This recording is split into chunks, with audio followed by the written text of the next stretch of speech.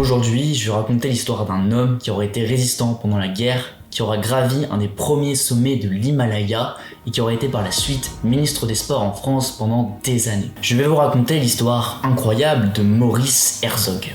Dans une Europe en crise après la fin de la Première Guerre mondiale, la France doit se reconstruire pour faire face à ses pertes humaines et matérielles. C'est dans ce contexte que naît Maurice Herzog le 15 janvier 1919 à Lyon.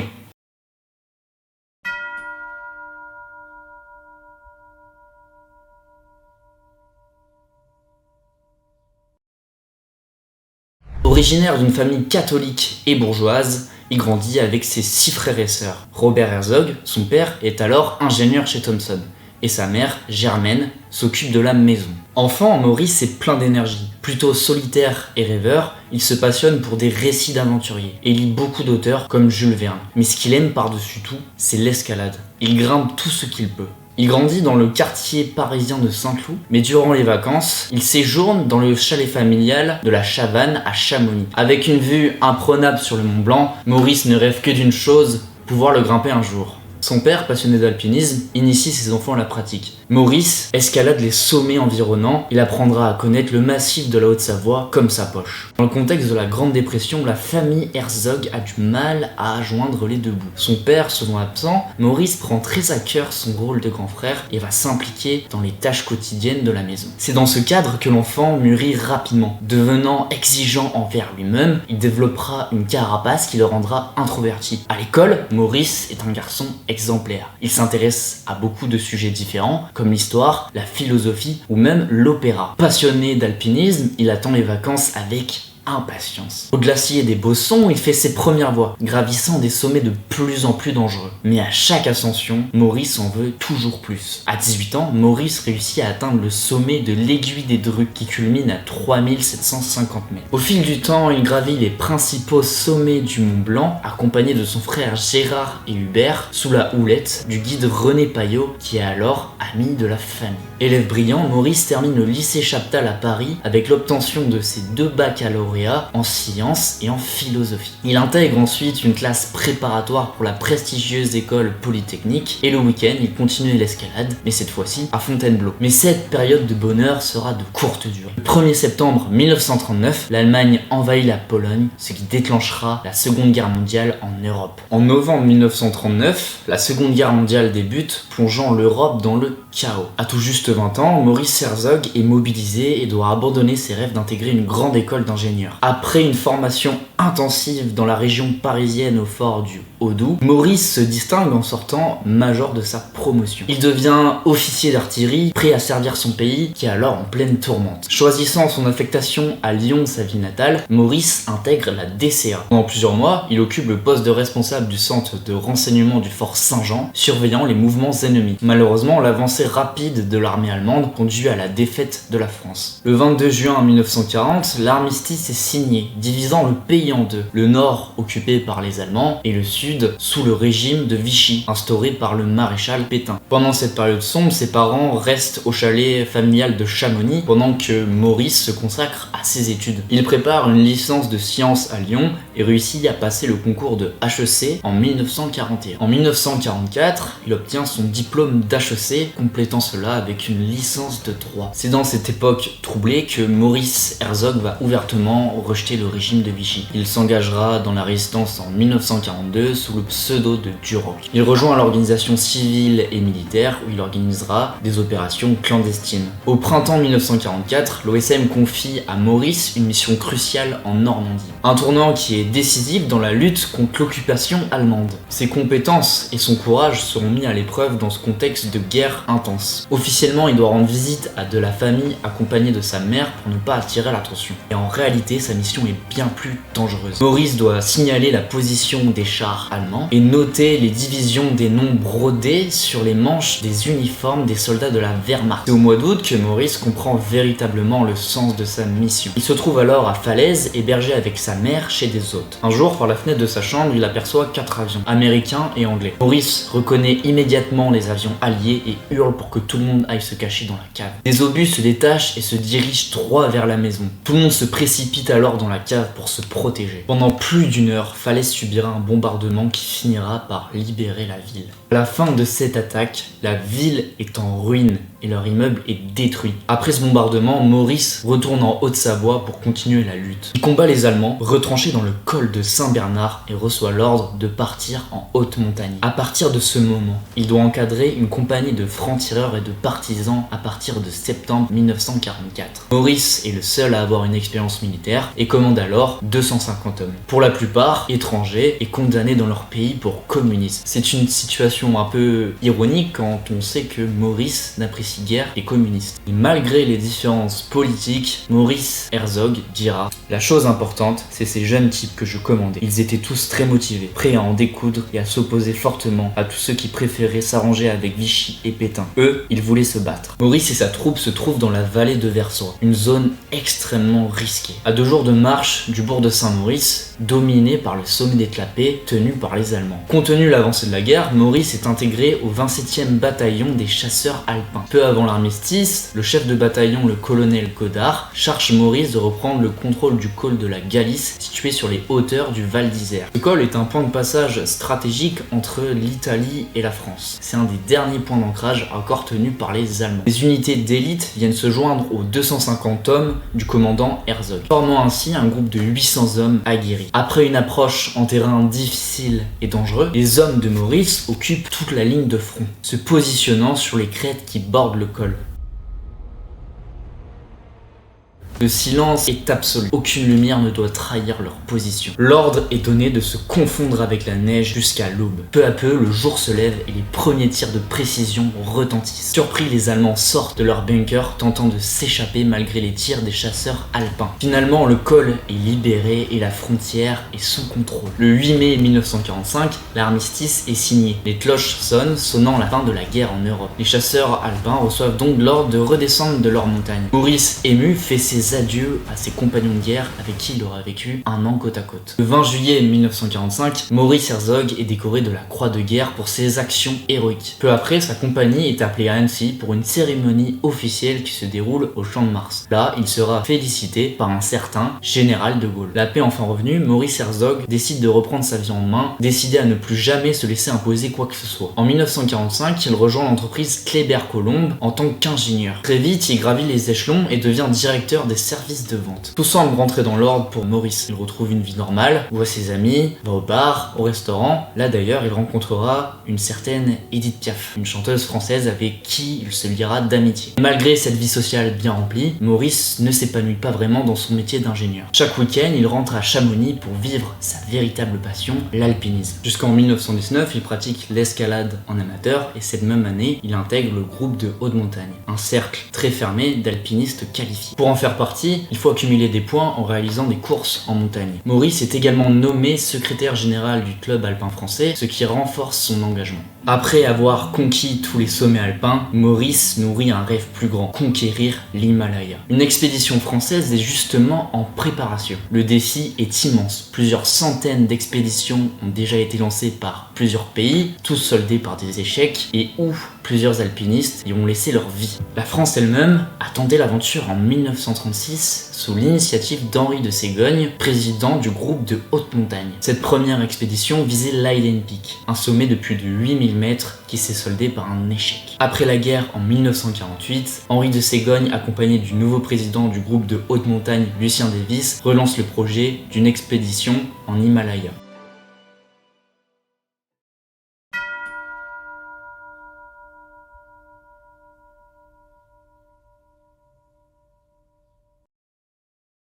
La France, traumatisée par ces années de guerre, a besoin d'une victoire pour se redresser. Une conquête de l'Himalaya symboliserait cette renaissance. Maurice Herzog, avec son expérience et ses qualités physiques, mentales et humaines, est désigné pour être chef de l'expédition. En 4 mois, l'équipe se prépare intensément pour cette nouvelle aventure. Pour cette mission, 8 des meilleurs alpinistes français sont sélectionnés. Lionel Terré, Gaston Rébuffat, Marcel Schwartz et Jean Cousy. L'expédition compte également 150 porteurs et 9 Sherpas, indispensables pour transporter le matériel en haute montagne. Maurice travaille d'arrache-pied. Sa journée, il le passe au travail et le soir, il le passe à étudier les cartes de l'Himalaya qui sont incomplètes. Les fonds pour financer l'expédition manquent cruellement.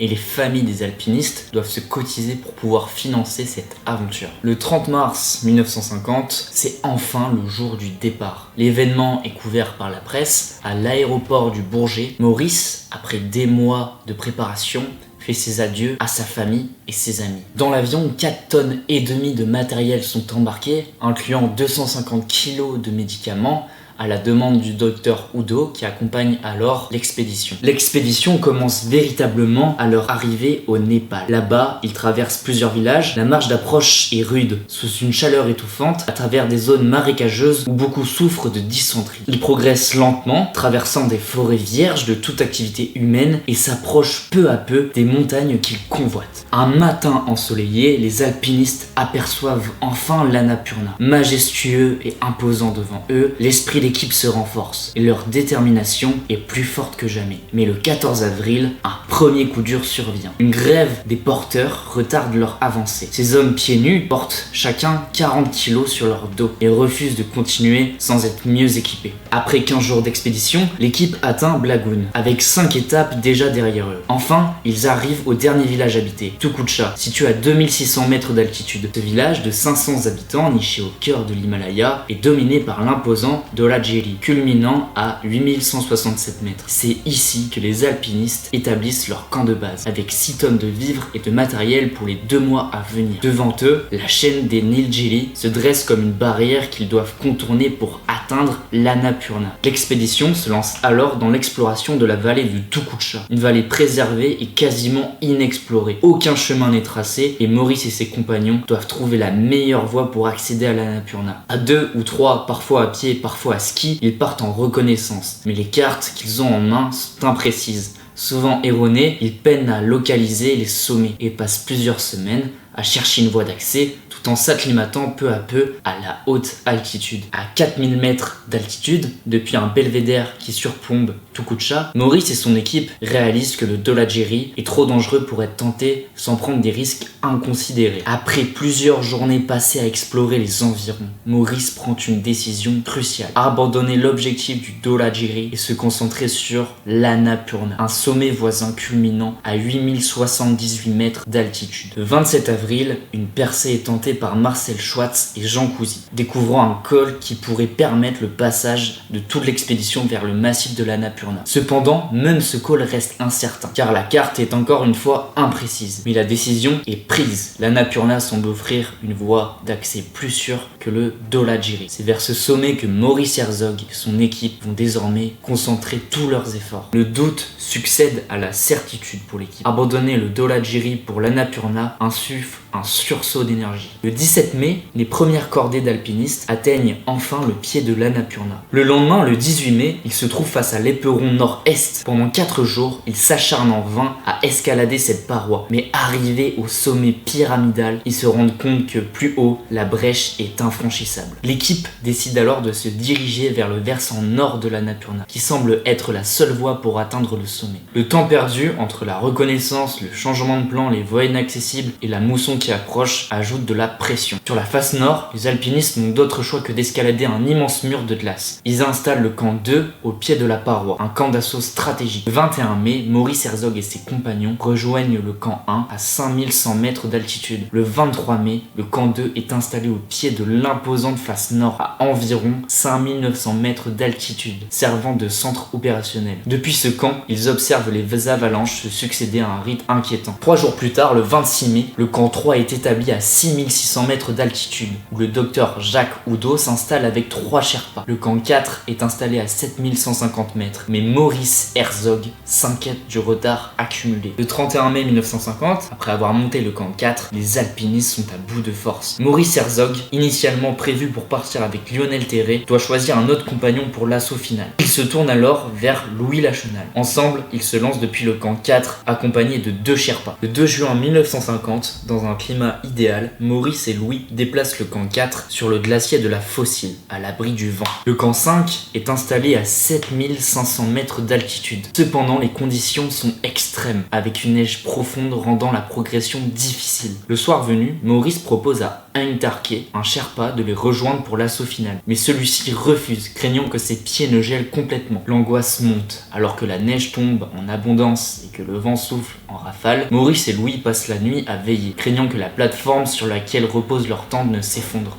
Le 3 juin 1950, dès les premiers rayons de soleil, Maurice et Louis quittent le camp 5 à 6h du matin pour atteindre le sommet. 8 heures sont nécessaires pour atteindre le pied de la falaise finale. Avec une détermination sans faille, les deux hommes doivent contourner d'impressionnantes crevasses. À cette altitude, où l'oxygène se fait rare, chaque pas est un effort surhumain. Malgré le froid intense qui menace de geler leurs membres, Maurice et Louis avancent, galvanisés par la rage de vaincre. 14 heures précises, le 3 juin 1950, Maurice Herzog et Louis Lachenal atteignent le sommet de l'Annapurna, marquant un exploit historique. Pour la première fois, un 8000 mètres est conquis sans oxygène et dès la première tentative. Maurice Herzog brandit son piolet, orné du fanion tricolore, et le plante triomphalement au sommet, aux côtés des drapeaux français et népalais, ainsi que du fanion du club alpin français. Malgré le froid qui engourdit son corps, Maurice tient à immortaliser ce moment historique avec son appareil photo Foca, capturant une image qui fera le tour du monde. En cet instant, il savoure pleinement la réalisation de son rêve d'enfant. Louis Lachenal, plus pragmatique, commence déjà la descente de l'Annapurna, laissant Maurice Herzog derrière lui. L'euphorie du sommet retombe et l'on sait que dans l'alpinisme, la descente est souvent plus périlleuse que la montée. Le vent et la grêle rendent la descente de Maurice particulièrement dangereuse. Soudain, catastrophe. Maurice perd l'un de ses gants qui dévale la pente. À bout de souffle, Maurice atteint enfin le camp 5, où il retrouve Lionel Terré, Gaston Rebuffa et leurs deux Sherpas. Mais la joie de la victoire s'éteint rapidement. Lionel découvre que les doigts de Maurice sont violacés et durs comme du bois, signe d'une grave gelure. Le plus inquiétant cependant est l'absence de Louis Lachenal, qui était descendu plus tôt. Soudain, Lionel entend des appels de secours. Louis a chuté sur une pente glacée, perdant son piolet et son crampon. Au péril de sa vie, Lionel s'élance pour lui porter secours. Après des appels désespérés, Lionel parvient à repérer Louis en contrebas. Il réussit à le dégager de sa situation périlleuse. Mais l'urgence est désormais de sauver les mains et les pieds gelés de Maurice et Louis. L'équipe les fouette et les masse sans relâche pour tenter de rétablir la circulation sanguine. Dehors, la tempête fait rage. Après une nuit cauchemardesque, les 4 alpinistes repartent vers le camp 4. La descente est rendue encore plus difficile par la neige accumulée qui déclenche des avalanches à répétition. Le vent les déstabilise et le grésil aveugle leur visage. La descente, qui aurait dû durer quelques heures, s'éternise. Lionel et Maurice sentent leurs membres se raidir comme du bois. Ivre de fatigue, Lionel creuse un abri de fortune dans la neige, mais il tombe soudain dans une crevasse, une chute providentielle. La cavité est assez grande pour les abriter pendant la nuit. À bout de force, les membres gelés, Maurice est convaincu qu'il va mourir. Il écrit alors: « Je n'ai aucune peine à mourir, aucun regret, j'en souris. » À l'aube, un bruit étrange les réveille. Une avalanche s'engouffre dans leur abri et les ensevelit entièrement. Secoués par la violence du choc, les alpinistes luttent pour se dégager. Par chance, ils récupèrent leurs affaires et escaladent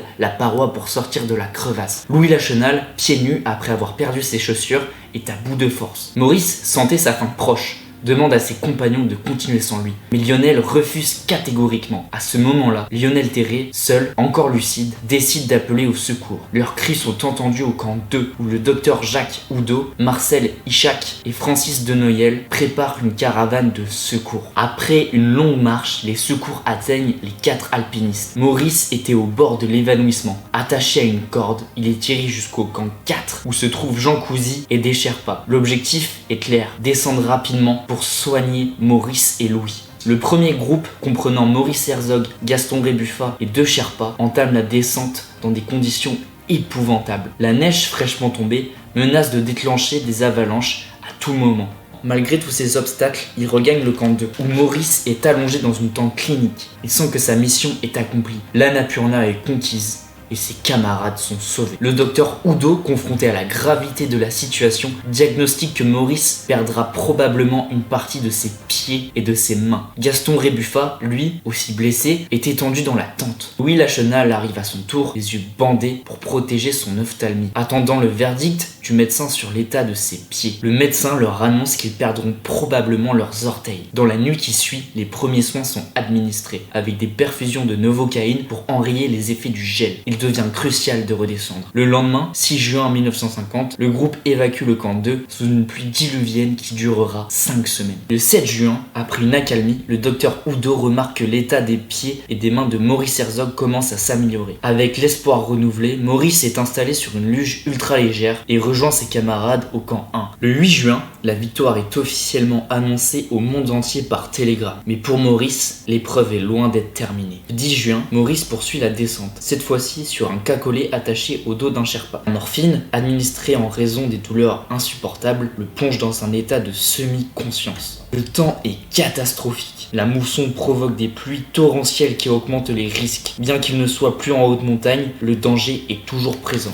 Ils doivent traverser des ponts en bois fragiles, suspendus au-dessus de rivières déchaînées. Le franchissement des gorges de Myristicola devient presque impossible sous la pluie incessante. Maurice, affaibli, voit ses forces décliner à chaque pas. Le 15 juin 1950, l'équipe atteint une forêt dense, dominée par une jungle humide. L'arrivée est proche, mais Maurice, épuisé et fiévreux, perd brièvement connaissance après une nouvelle injection de morphine. Il a perdu beaucoup de poids et son état inquiète sérieusement le docteur Oudot. En campant dans la forêt, le docteur Oudot craint que Maurice développe une septicémie. Les bandages sont remplis de pus et le docteur se résout à couper les tissus nécrosés. Maurice est dans un état critique, souffrant de forte fièvre et ayant perdu 20 kilos. Maurice sombre alors dans un coma profond. Face à l'aggravation de la situation, le docteur Oudot lui administre de fortes doses de pénicilline. Pendant ce coma, Maurice, entre la vie et la mort, subit plusieurs hallucinations, revivant des souvenirs d'enfance et des visions troublantes. Les premières amputations sont effectuées. Les blessés doivent endurer l'horreur de se faire retirer des phalanges infectées sans anesthésie, tout en supportant les odeurs nauséabondes et la douleur insupportable. Enfin, l'équipe atteint le village de Tensing, à la frontière indienne. Un regain de courage les anime à l'idée de retrouver la civilisation. Maurice, bien que très affaibli, se prépare pour les dernières étapes du voyage. Le 5 juillet 1950, le groupe se scinde en deux. Maurice et quelques-uns de ses camarades se rendent en voiture à Katmandou, malgré son état de santé critique, pour rencontrer le Maharaja du Népal, qui avait promis de les recevoir à la fin de leur expédition. Lors de la cérémonie organisée en leur honneur, le Maharaja du Népal décerne à Maurice la plus haute distinction. Un défilé officiel est organisé en son honneur où Maurice est comblé de cadeaux précieux. Avec ses honneurs en mémoire, Maurice et ses compagnons se rendent à l'aéroport pour un retour historique en France. Mais même à bord de l'avion, les plaies nauséabondes et en décomposition de Maurice répugnent les autres passagers. Impatient de retrouver ses proches, Maurice Herzog appréhende cependant le retour à la civilisation. Après avoir accompli l'exploit de conquérir l'Annapurna, il se prépare à affronter les conséquences de ses blessures et le monde qui l'attend. Le 17 juillet 1950, à l'aéroport d'Orly, une foule massive attend l'arrivée des conquérants de l'Annapurna. Parmi eux, des familles, des amis, des journalistes et des dirigeants politiques. Tous venus célébrer l'exploit incroyable de ces hommes qui ont bravé la mort pour atteindre le premier sommet des 8000 mètres sans oxygène. La France, encore marquée par les cicatrices de la Seconde Guerre mondiale, trouve dans cette victoire une raison de se réjouir et de se rassembler. Dès leur arrivée, Maurice Herzog et Louis Lachenal sont transportés d'urgence à la clinique parisienne du Vaugirard. Le diagnostic est alarmant. Maurice est dans un état critique. Ses pieds et mains gravement amputés ne sont que des plaies ouvertes, enfouies sous des pansements épais. Lorsque le chirurgien les retire, c'est un choc. Ses moignons sont infestés de vers, une vision insoutenable pour les médecins. Une hémorragie massive menace sa vie et il est sauvé in extremis par une transfusion sanguine. Le courage qui l'a conduit au sommet est maintenant mis à l'épreuve pour sa survie. Au bord de la mort, Maurice Herzog est à nouveau sauvé par la médecine. Tandis que son état s'améliore lentement, la France entière suit avec anxiété sa lutte pour la vie. Ce qui était au départ un exploit sportif se transforme en une épopée nationale, symbolisant la résilience et la renaissance du pays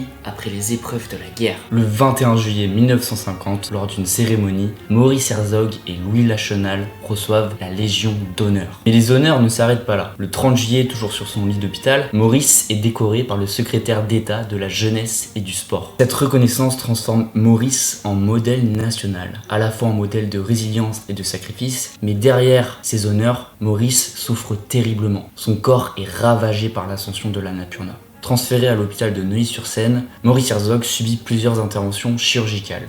Les meilleurs chirurgiens de France travaillent sans relâche pour le sauver. Grâce à une nouvelle technique de greffe, une partie de ses mains et de ses phalanges sont reconstituées. Mais Maurice Herzog, pendant des semaines, reste immobilisé dans un plâtre qui rend son futur incertain. On lui annonce qu'il pourra probablement plus marcher ni se servir de ses mains. Mais dans cette épreuve difficile, il compte sur la visite de personnalités politiques, de sa famille et de ses amis pour surmonter cette épreuve. Au fil des semaines, Maurice Herzog réapprend à marcher, à tenir des objets, mais il le sait, sa vie ne sera plus jamais comme avant. Dans la solitude de sa chambre d'hôpital, il traverse de profonds moments de dépression. Sa santé physique s'améliore, mais son moral est au plus bas. C'est Irène, une infirmière dévouée, qui l'aide à surmonter cette épreuve.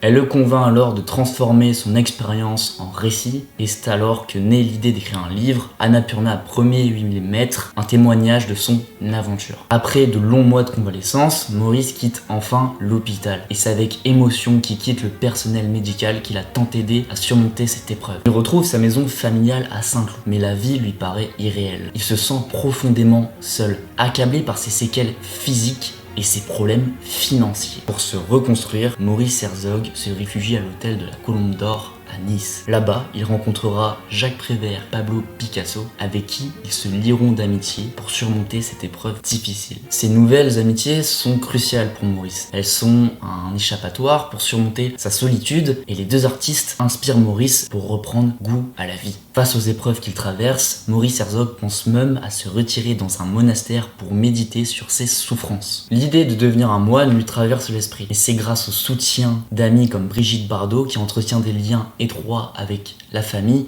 qui trouve la force de continuer. En janvier 1951, Maurice Herzog commence une tournée de conférences pour raconter son aventure. Sa première conférence, tenue le 26 janvier, est un triomphe. Plus de 2500 personnes sont présentes pour l'écouter, parmi elles le président de la République et plusieurs ministres. Le succès est immédiat. Maurice Herzog devient une véritable star en France et à l'international. Son livre Annapurna premier 8 mm devient un best-seller écoulé en un mois et traduit dans plus de 60 langues. Lors de ses tournées aux États-Unis, Maurice Herzog est accueilli en héros. Son film est projeté dans des lieux prestigieux comme l'Opéra de San Francisco, où il reçoit une standing ovation. Lors de ses conférences, il côtoie des personnalités de renom comme Charles Lindbergh, Robert Oppenheimer et même Fidel Castro. Ces rencontres renforcent son statut de star international, mais n'effacent en rien ses douleurs physiques qu'il endure chaque jour. 2 ans après l'Annapurna, Maurice Herzog retrouve la montagne. Avec son frère Gérard, il gravit le mont Cervin à plus de 4000 mètres d'altitude. C'est une délivrance pour lui après tant de souffrances endurées. Peu à peu, Maurice reprend goût à l'alpinisme en gravissant les sommets de son enfance, mais il le sait, ses capacités physiques ne seront plus jamais comme avant. À la fin des années 1950, Maurice Herzog est parvenu à se reconstruire physiquement et mentalement. Il est devenu un modèle de résilience et de courage.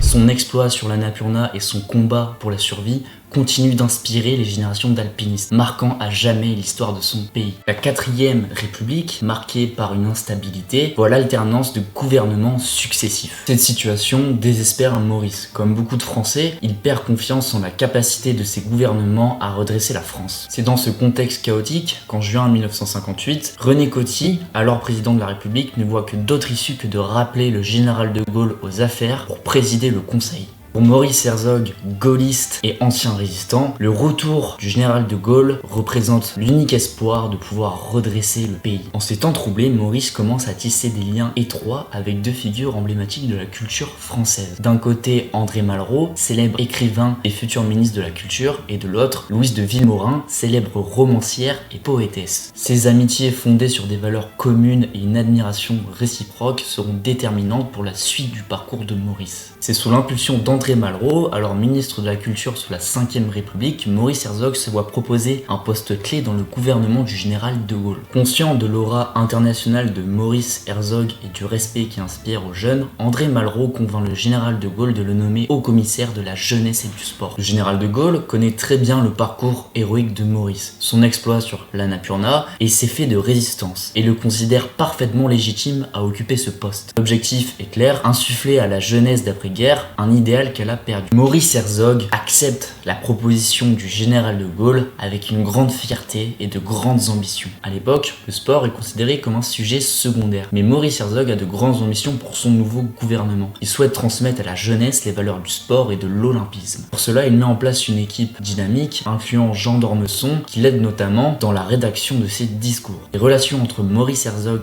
et le général de Gaulle sont empreintes d'un profond respect et d'une admiration mutuelle. Chaque semaine, lors des conseils de ministres à l'Élysée, Maurice Herzog participe à des entretiens privés avec le général où il discute d'actualités et de dossiers en cours. Maurice entretient des relations harmonieuses avec les autres ministres. Il soutient notamment la décentralisation en militant pour le transfert des compétences des départements et des régions face à l'accroissement démographique de la population d'après-guerre. Maurice Herzog voyage beaucoup. En tant qu'ambassadeur à l'étranger, il a un emploi du temps qui est très chargé. Mais il parvient à obtenir une augmentation significative pour la construction de nouveaux équipements sportifs et socio-éducatifs. Grâce à son initiative, chaque région est dotée d'installations sportives modernes adaptées à chaque discipline. La guerre ayant détruit beaucoup de structures sportives, Maurice Herzog développe le sport de masse, aussi appelé le sport loisir. La loi programme 1961-1965 pour l'équipement permettra ainsi de construire 2200 stades, 1100 gymnases, 580 piscines et 250 auberges de jeunesse. La majorité des communes possèdent désormais une salle de sport, un stade et même une piscine. En 1962, Maurice Herzog inaugure l'école de ski et d'alpinisme car il souhaite que chaque Français puisse découvrir un jour la montagne.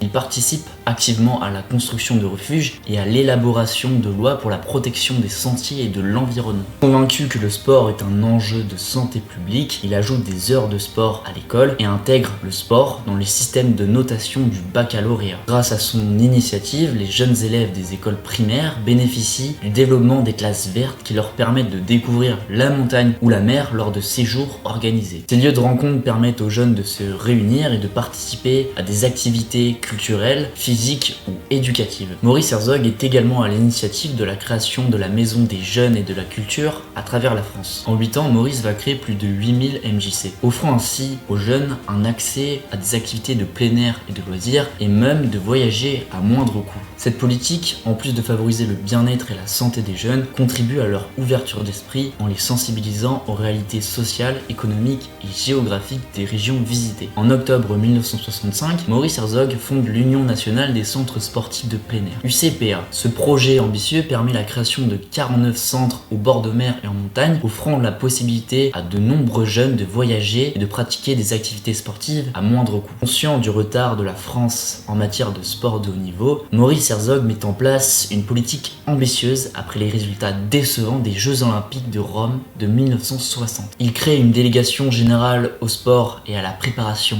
olympique et lance de grandes constructions à l'Institut national des sports de Vincennes. Il fonde également le Centre national en altitude à Font-Romeu. Sous son impulsion, les structures de sport-études sont développées et le poste de directeur technique national est créé pour organiser la formation des jeunes athlètes dans chaque fédération sportive française. La politique mise en place par Maurice Herzog en faveur du sport de haut niveau porte ses fruits. L'organisation des Jeux Olympiques de Grenoble en 1968 est un succès. La ville se développe et se modernise et la France remporte de nombreuses médailles. Maurice Herzog dira: avec les Jeux, Grenoble avait 20 ans de retard. Après les Jeux, Grenoble a pris 20 ans d'avance. La diffusion des JO en couleur est suivie par près de 2 millions de personnes, ce qui génère un engouement national. En parallèle, Maurice Herzog fait adopter la première loi antidopage le 1er janvier 1965, une décision controversée qui lui vaudra une couverture médiatique intense. 5 ans plus tard, la loi est reprise par le Comité international olympique, imposant aux athlètes des contrôles antidopage rigoureux. Maurice n'est pas seulement un sportif de renommée mondiale et un ministre dynamique, mais c'est aussi un diplomate accompli.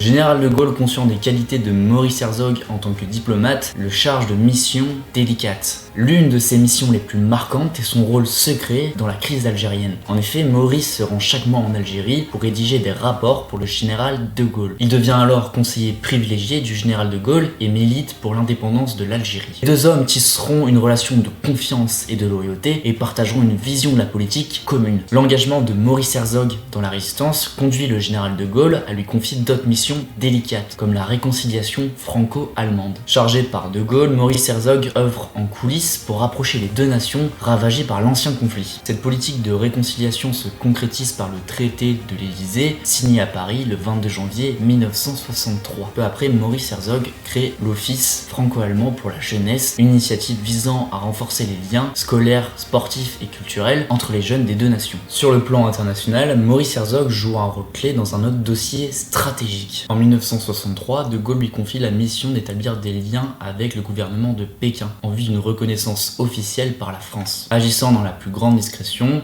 Herzog parvient à accomplir cette mission. Et le 27 janvier 1964, la France est le premier pays occidental à reconnaître la République populaire de Chine. Cette avancée diplomatique est capitale. Et dans les années 70, Maurice Herzog utilise son influence au sein du Comité international olympique et milite activement pour l'intégration de la Chine dans le mouvement olympique, assurant par la suite la reconnaissance internationale pour Pékin. Dans le contexte où la France cherche à s'affirmer sur la scène internationale, le général de Gaulle confie une nouvelle mission d'importance stratégique à Maurice Herzog, le développement de l'énergie nucléaire. Convaincu de l'importance de l'indépendance nucléaire pour la France, Maurice Herzog lutte activement pour la construction d'un centre de recherche nucléaire à Aix-en-Provence. Malgré la pression des États-Unis, Herzog négocie avec succès et le commissariat à l'énergie atomique est inauguré en 1963. La France est alors en mesure de développer des centrales nucléaires pour sa production d'électricité. Plus tard, en 1966, Maurice Herzog est chargé de prévenir les pays voisins à l'imminence des essais nucléaires français. Il se rend en Australie et en Nouvelle-Zélande pour convaincre les gouvernements de l'innocuité de ces tirs, renforçant ainsi le statut de la France en tant que puissance nucléaire. Les missions diplomatiques de Maurice Herzog l'amènent à tisser des liens solides avec des dirigeants mondiaux, dont le président des États-Unis, Kennedy. Admiratif des exploits de Herzog, Kennedy partage une vision commune pour le développement du sport, notamment pour les jeunes en situation de handicap. C'est cette amitié et leurs nombreuses discussions qui inspirent la création de l'organisation Special Olympics, dont Herzog devient un membre fondateur en France en 1969. Aujourd'hui, Special Olympics est toujours une organisation internationale qui œuvre pour le développement du sport pour les jeunes en situation de handicap. Sur le plan politique, l'arrivée de Georges Pompidou marque un tournant dans la vie politique de Maurice Herzog. Bien que son travail soit reconnu par Georges Pompidou, le président décide de ne pas le reconduire dans ses fonctions de ministre. Maurice Herzog quitte le gouvernement le 8 janvier 1966, mais entretiendra toujours des relations de confiance et d'amitié avec Charles de Gaulle. Son héritage au sein du ministère de la Jeunesse et des Sports reste indéniable. Il a considérablement développer le sport en France après-guerre en développant notamment le sport loisir. Maurice Herzog est un homme visionnaire. Il aura développé le sport en France surtout dans un contexte d'après-guerre, de reconstruction. Il aura laissé aussi un héritage durable sur la jeunesse. Que ce soit sur le plan national ou même sur le plan international, il aura étendu ses missions bien au-delà de ses fonctions de simple ministre. Maurice Herzog ne reçoit pas de nouvelles nominations de la part de Georges Pompidou, mais décide tout de même de continuer sa carrière politique. Déjà député du Rhône en 1962, il s'installe à l'Assemblée et en 1967, cette fois-ci, il devient député de la Haute-Savoie jusqu'en 1978. Et pour finir sa carrière politique, en 1968, Maurice Herzog devient maire de sa ville de cœur, Chamonix, jusqu'en 1977. Maurice Herzog aura fait une carrière politique avec 8 années en tant que ministre, 16 années en tant que député et 9 autres années en tant que maire de Chamonix. Maurice Herzog meurt à 93 ans le 13 janvier 2012. En tant que sportif, il aura marqué le monde de l'alpinisme en étant le premier homme à avoir gravi un sommet de plus de 8000 mètres. En tant qu'homme politique, il aura considérablement développé un bon nombre de politiques en faveur de la jeunesse et du sport, laissant un héritage riche et durable pour la France. Bon, la vidéo elle touche à sa fin, j'espère qu'elle t'aura plu, que t'auras appris de nouvelles choses. Pour réaliser cette vidéo, je me suis appuyé sur la biographie de Catherine Debec qu'elle a fait sur Maurice Herzog. Pour ma part, ce personnage, on n'en a pas forcément parlé à l'école, alors qu'il a traversé plusieurs époques clés dans la reconstruction de la France. D'une part, il a fait l'entre-deux-guerres, quand il a fait ses faits de résistance, et d'autre part, il a participé à reconstruire la France en tant que ministre des Sports. Et aussi, c'est le premier homme à avoir gravi un sommet de plus de 8000 mètres sans oxygène, ce qui est incroyable. Puis moi, quand j'étais enfant, j'ai fait des séjours UCPA, je suis allé dans des classes vertes, je me suis même rendu dans des MJC, et je pense que tous enfants, on a au moins fait une de ces choses. C'est pour ça que ça me semblait intéressant de connaître et de savoir qui est-ce qui a développé ça et dans quel contexte. Dans tous les cas, j'espère que la vidéo, elle vous aura plu. N'hésitez pas à vous abonner à la chaîne, à laisser un commentaire, à partager la vidéo, et puis moi, je vous dis à la prochaine.